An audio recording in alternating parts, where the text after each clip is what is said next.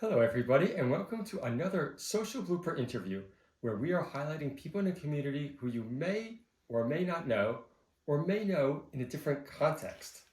But everybody's got a story. But before we get to today's interview, I just want to say here at the Social Blueprint, we are so much more than interviews. Events. We have the biggest events calendar in the Melbourne community. Sources of aid, finance, knowledge, Jewish advocacy. It's all there. So like our channel, sign up to our email, and by the way, it's totally free. And now to talk today about maybe, I don't know if the biggest issue of our time, but certainly some of them, which is education and Jewish education in the post-COVID and post-October 7th world. And I can't think of a better person to be talking to about it than the new principal of Mount Scopus College, Dan Sztrajt. And with that intro, Dan, welcome. Greg, thank you so much. And this is a wonderful opportunity and I'm quite excited for it. So thank you. Great. I want to talk about education.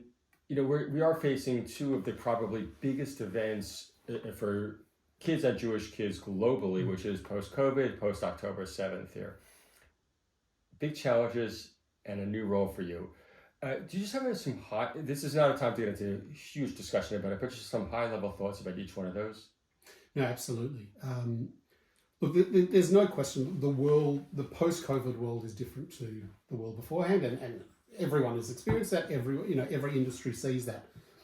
I think there are greater challenges. There are some industries that have bore the brunt of that greater than others, and education is definitely one of them. Right. I think the era of having, long-standing staff that make a career in a single school and just get on with it. Right.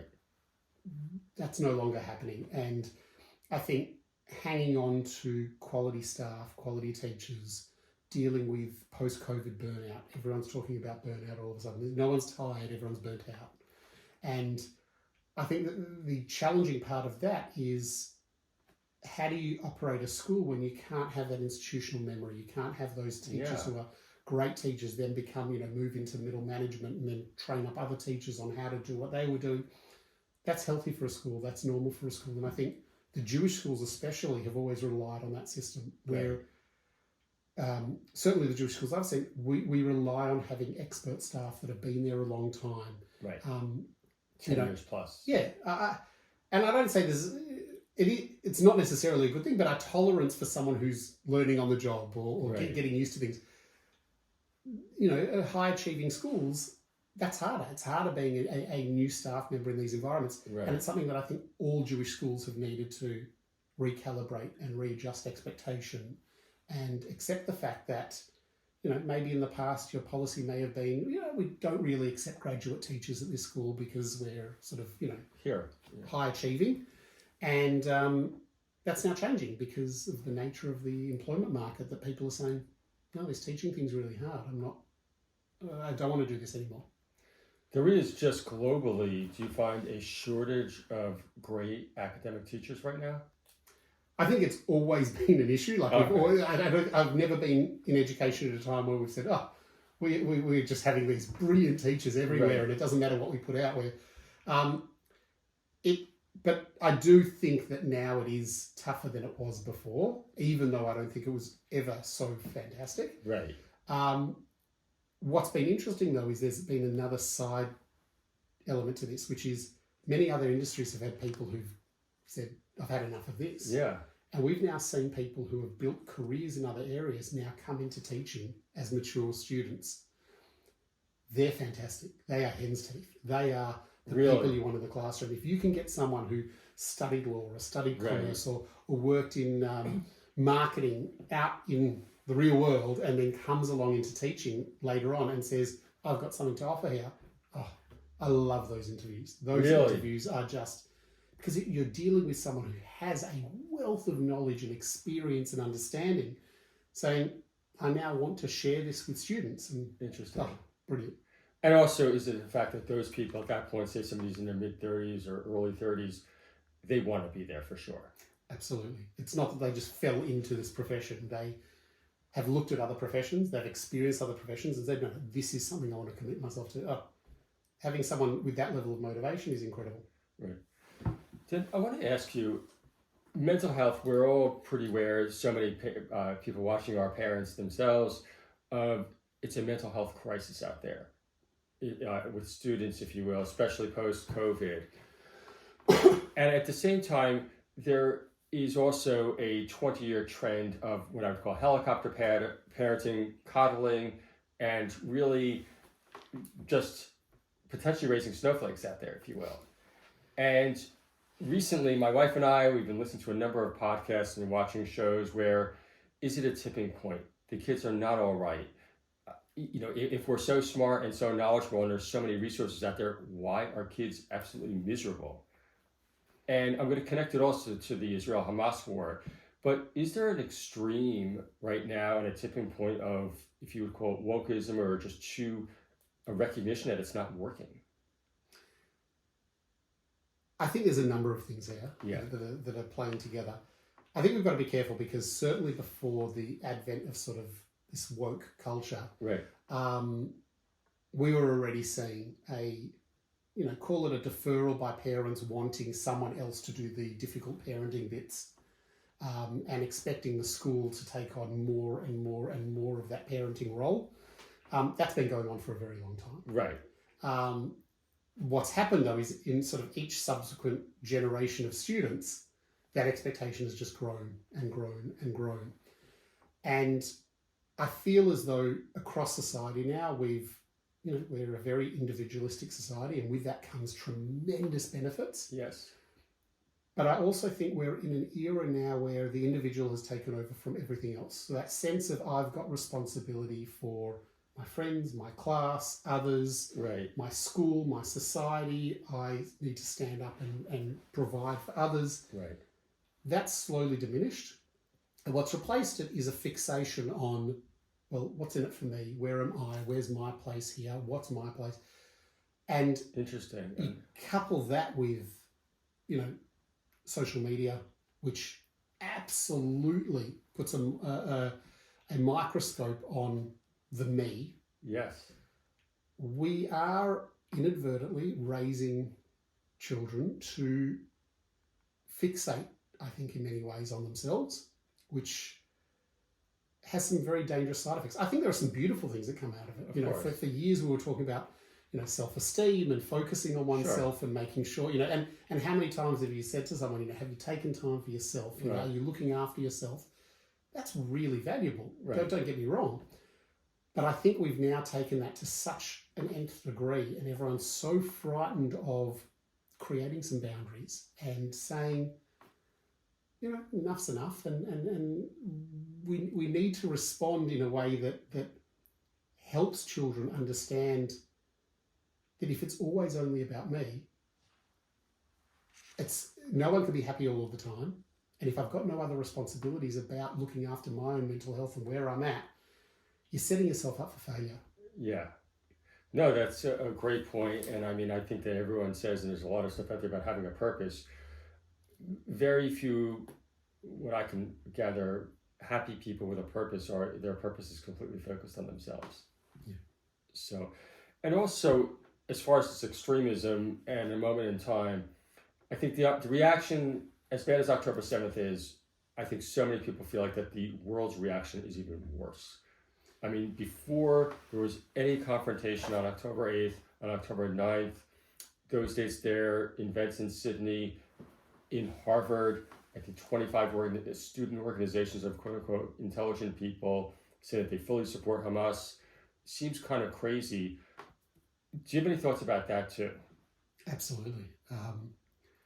Look, this is the turning point for this generation of school students. Right. I've actually spoken to a number of students about it. I even had a session today with a group of Year 12s. But we need to recognise that these students' grandchildren will be learning about this in their Jewish studies classes. They will be finding out about this era. And while they won't have any sense of the detail that we do now going through it, this is a turning point. This is as big as any other turning point in Israel's history. And we're living through it in a way that I think the diaspora has never experienced in lived memory. So what does that actually mean? I think that there is no way of disconnecting from this. There's no way of saying, I'm Jewish, but I'm not so connected to Israel.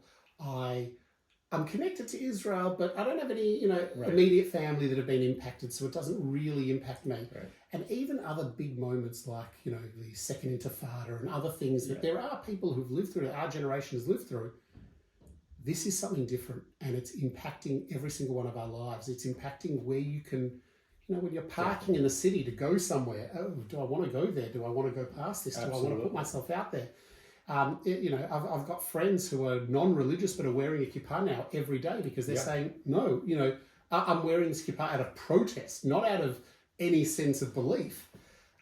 There are some beautiful moments out of that, but I think overall it's terrible that it's taken this for us to find those beautiful moments. It shouldn't be that way. Yeah, and it's shocking. And for kids, and I especially, I'll ask it selfishly because I also have kids that are not only in Scopus but after Scopus there. What do you say, any words of advice, especially for the kids where, not that they're encountering extreme hostility, but maybe other kids that either they don't know, they're uninformed, but all they see are big numbers, especially in Gaza, but at the same time, there is a window of opportunity there with people. Do you have any words of wisdom for them? So we deal with this constantly. We're training up groups of our students to go out on the outreach program where they go and speak to non-Jewish students about Judaism. Yeah. We had a group actually do that recently. It's a little bit earlier than we normally do it. So we got our trained students in year 11, not only 10s, to go out to this school. And they came back and they said the vast majority of questions they were receiving were all about Israel. It wasn't the sort of standard questions about why do you wear a kippah, or what do you, on Shabbat, do you go out after your Shabbat dinner? All the usual questions they'd expect. No, it was about Israel. Yeah. And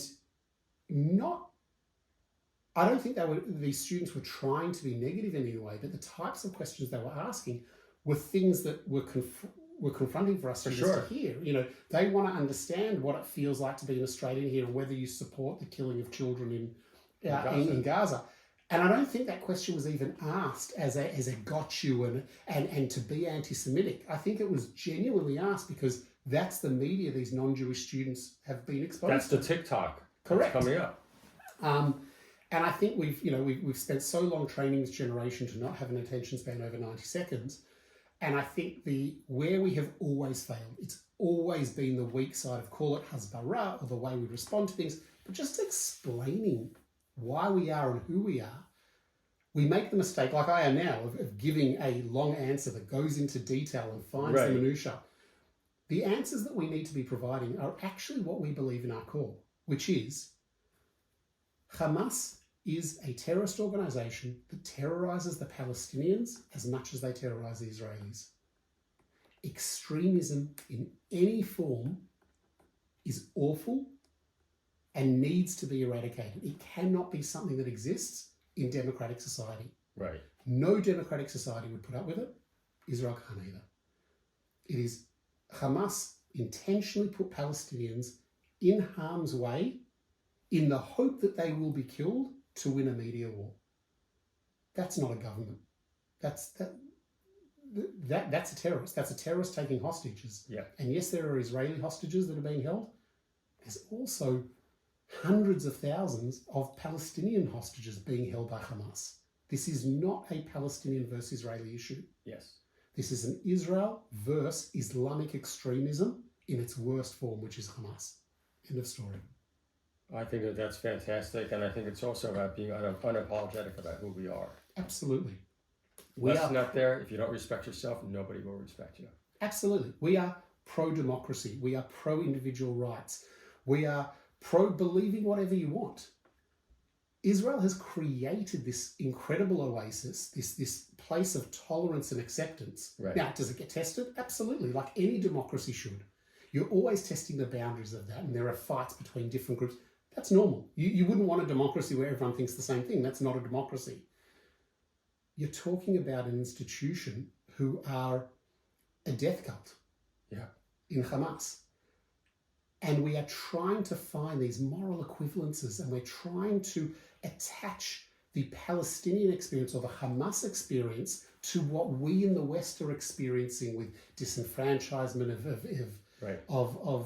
of different groups that exist in our society. It's the wrong attitude to have.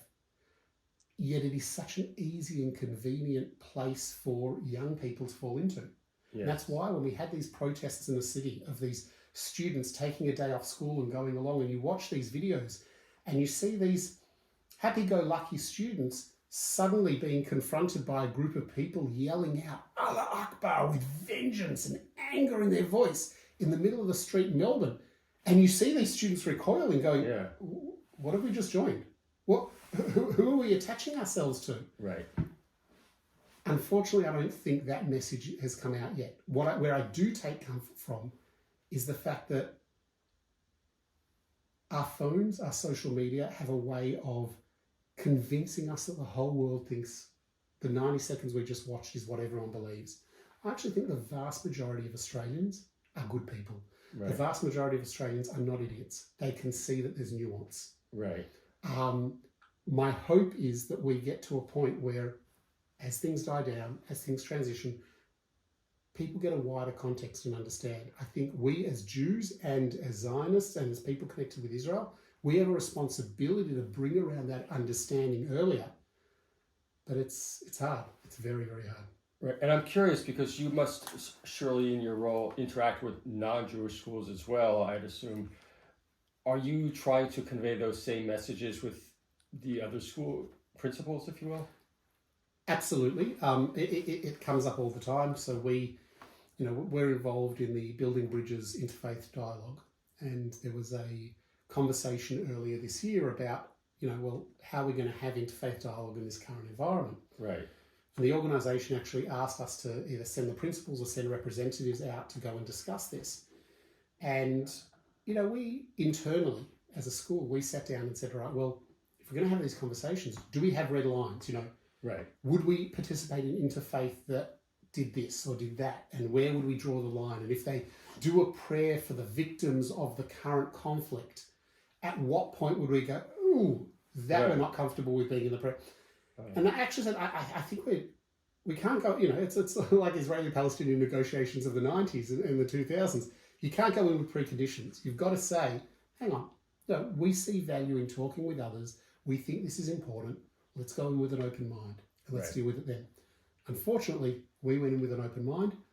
As it turns out, the Muslim school in our district, in our grouping, actively decided not to take part in it. That they weren't going to be a part of that. It's an unfortunate decision on their end. I think it's a short-sighted decision on their end. I think there's an opportunity to bring people together and to, celebrate what it is that makes our Australian community so special, that we can sit together and find commonality. A small part of me is also struggling with that right now because I think we used to say these things very easily and very frequently. And we now live in a society where I'm not so sure if there's love everywhere and there's tolerance everywhere. Recent polling certainly, unfortunately, don't suggest that. I mean, you see these polling numbers where 75-90% of people support Hamas in some of these communities. So it really is a shame, but it also, I guess, it turns the conversation towards Jewish identity, and one of the major sources of Jewish identity is Jewish education. But unfortunately, the costs keep going up and up and up. And wage growth is not keeping up with the inflation of education. Any thoughts about that? And how can we fix? I'll put you on the spot. How do we fix it? That is the question. If you're not thinking a new principal coming into the role in 2024 is not being confronted with the question about affordability. Okay. That's the whole game. The reality is, especially post October 7th. Oh, absolutely. Look, we know educational CPI always, for some reason, seems to go up more than regular CPI, and certainly wage growth. The cost of sending a child to a Jewish school was always exorbitant. It's now even more exorbitant, and it will continue to be. The question is what sort of community we want to create. You look at the states and you hear, I don't know to what extent these figures are still accurate, but around about 3% of Jewish kids in America are attending Jewish day schools. That has a massive impact on the entire next generation of Jewish leadership in those communities, when they haven't had that experience, when they don't have a strong sense of who they are and where they've come from, how on earth do we expect them to lead a community or to make decisions on behalf of a community and not just see things like we talked about before about it as the individual? So we're lucky in Australia that, for better or for worse, we're sort of stuck in the past, and what happens in America happens to us much, much later. But we've seen that change as well. When I was at school, we were talking about much greater numbers. 75, 80% of Jewish kids were going to Jewish schools. Now, certainly we've seen from research that it's significantly lower than that. Yes. We're seeing 65, 60%, possibly even lower in some cases. This has to be the number one thing that we deal with. Now, for example, I can tell you, literally tomorrow, where we've just announced, we've worked very, very hard to announce a whole new bursary. Right. Why? Right. We've recognised that people are willing to come for a Jewish kinder experience, where there is government support, they do receive some funding, it helps them out, and all of a sudden, as they transition into prep, that's when all of a sudden the school fees really hit home because you're not getting that government support. Right.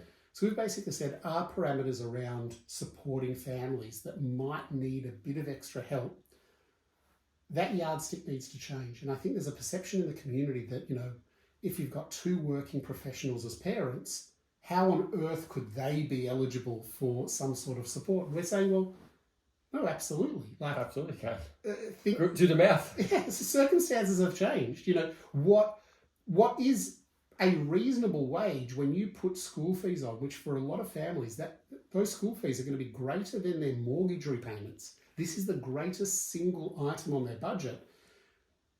We have to acknowledge that they're going to need some additional support, and more families are going to need support than what have needed before. So one of the obvious things that we can say is, well, why don't we just lower the school fees for everyone, and then that way everyone can afford it? Which, again, I would love to be able to do. But we also want our Jewish schools to have the great sports programs and have the performing arts programs and have all of these different things. And attract teachers. Correct, and attract the right teachers and attract students who want to do well. What we don't want is, again, what I think when I look at the states and I see, for most people, they're making a decision between, do I want a good academic education for my child or do I want a Jewish education? I can pay for a good academic education here or Jewish. We are one of the few, I would argue possibly maybe the only, maybe in South America there are a few examples of this, but in Melbourne we're one of the few communities where we've got a great range of Jewish schools, yes, all of whom are outstanding schools in their own right. A handful of them are absolutely high academic achieving, like Scopus. But we're also doing well on the sport front. We're also doing well in the performing arts. We're providing all of these opportunities, and our families don't have to make that decision. Do I want the academic or do I want the Jewish? Right. I can get both. And in fact, even if I don't like this flavour of Jewish education, I've got 4 or 5 other choices out there. That's incredible. Right. Are there things that we can do to reduce the overall cost of Jewish education? Absolutely. I think we need to be exploring that constantly. I think, some people talk about sort of the big picture questions. Should we be looking at mergers between the schools? Right. Should we be looking at, changing up the way our facilities operate and our income is generated? Absolutely. We should be doing all of those things. I think that's a given. But as well as that, I do think we have to accept that if we want schools that offer everything, we have to change our yardstick on at what point it's appropriate to say, hey, I'm going to need a little bit of assistance here, and no one needs to know. And in fact, I love being at a school where I have no idea who's on fee assistance, who's receiving some extra support. I didn't know that. Right. As principal, I am not told. It is totally kept separate. The fact that we have that is fantastic. The fact that that exists in our system is fantastic. But as a community, we need to start separating that notion of, someone on fee assistance must really be on a low income. Right. No, it's someone on fee assistance might be 2 professionals who've gone through. They're doing great. They've been at Scopus. They've been at Scopus. They've got the degree. They're in their job. They're enjoying what they do. But the idea of you add in all these expenses, it becomes too much. So that's one of the reasons why we've said we need to be able to get that bridge. So we've actually called, funnily enough, this one we've called Gesher, because we want to bridge that funding gap between kinder and prep. Right. And basically say, if you want to continue, we'll stand by you and we'll support you not only in prep all the way through to grade 6. That's the other big challenge that we find, that we've now got this issue where lots of people are saying, well, if I can only afford some Jewish education, Right. I'll go for the secondary school education because I was just that will lead to academic success. Right. I cannot tell you how much I disagree with that philosophy. Really? Tell me why. If I was in the situation where I had to say I'm only choosing one, or I Right. could only afford half the Right. experience. Sure. Without question, I'd be taking the primary school experience over the secondary. Why? Look, I've chosen both for my children, but Yeah. the reason why, and again, my wife had a secondary school Jewish experience and a primary school state school experience. Okay. And we've discussed this many times.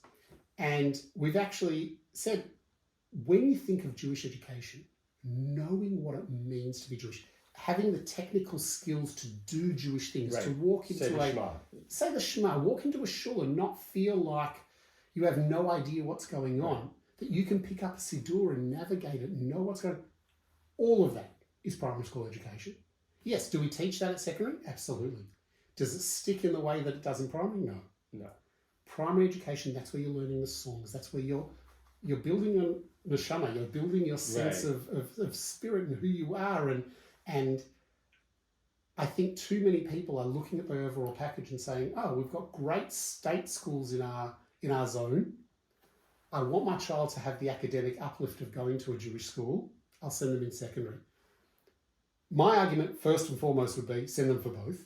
Right, of course. And if you really do have to make the choice, send them in primary. Unfortunately, that's not the way we're seeing things move. We're seeing most Jewish schools now have larger secondary schools than they have primary schools. And I think our community will pay a price for it 10, 20, 30 years from now. Interesting. And just to play devil's advocate, if you will, the argument that your child in years, let's just call it 10, 11, 12, forget the academics for a second, they'll start to meet friends who are Jewish and that they'll socialize and that they'll, hopefully marry a Jewish person. Are those valid arguments as well going the other way? Yes and no, but okay. Look, the reality... I'm not trying to shout. No, it's a good point, because we all know plenty of people who their social circle after school is the same as their primary school social circle. Right. We also know some that sort of, may have had a different primary school experience. They moved schools, they went to a new school for secondary, and their social circle, their chevre, are who they went to school through secondary. I was actually meeting with a group of teachers today and we were discussing, what makes the Scopus experience so fantastic. One of the things that was raised was this notion of friends for life. Right. You speak to any group of Scopus graduates and you sort of say, who are your close friends? And inevitably they're the same people they went to school with. It's a strong connection. It's so much stronger when it comes from primary. Okay. A lot of my very close friends came from that upper primary, lower Right. secondary period in my life. And they're still the people I'm going camping with, Yes. and I'm going on holidays with, and I'm spending my time with. So yes, I think you've raised an interesting point, that I think that question of Jewish continuity, I want my child to date someone Jewish, and Right. putting them in a Jewish environment achieves that. Absolutely. And it's for that reason that I would say, come for both. Right. So, very, very challenging times out here. Dan, we have to keep it short, but I do have one closing question, if you will. Sure. For your ideal Scopus parent, how would they behave? Oh. No, look. Because we'll be there. No, we have the ideal Scopus parent. We have many of them. I had to remind a staff member of mine today that, if we were mechanics, we might falsely believe that every car in the world is broken. And are there those amongst our community who feel that it's their right to, I'm not the parent that complains, but, and they complain and complain and complain. And okay, yeah, there are people who are like that. Sometimes we have this habit of, we see the same 6, 7 families Right. again and again on rotation. And we can fall into the trap of going like, oh, these parents, they're demanding a lot. When you go, all right, well, take our 7 or 8 most challenging out Right. of my day. Wow, there are 1,000 other families here who they're loving the place. Things are going great. Their child is experiencing some challenges, but they're actually not getting involved. Right. And they're waiting to see what happens if their child has a few days where they're dealing with something really difficult, and it's that parent that says, I'm not going to get involved now. I'm not going to pick up the phone. I'm not going to complain because my child had one negative experience on the bus, or they had one negative experience with a friend who said something nasty. But they're supporting their child, not to tell them what to do, but to present options to them and to talk about how they want to proceed, and let them make some decisions and let them make some mistakes as well. That's a great point, yeah. We've got plenty of parents like that. In fact, the vast majority of our parents are like that. The 80-20 rule. I don't see them often, but I'd love to thank them all the time. Right. Dan, thank you so much. You do have an extremely challenging role right now, but we do appreciate it. No, thank you so much. And Greg, this has just been a wonderful opportunity. And who doesn't like to talk about themselves and what they do all day? So thank you. Okay, bye.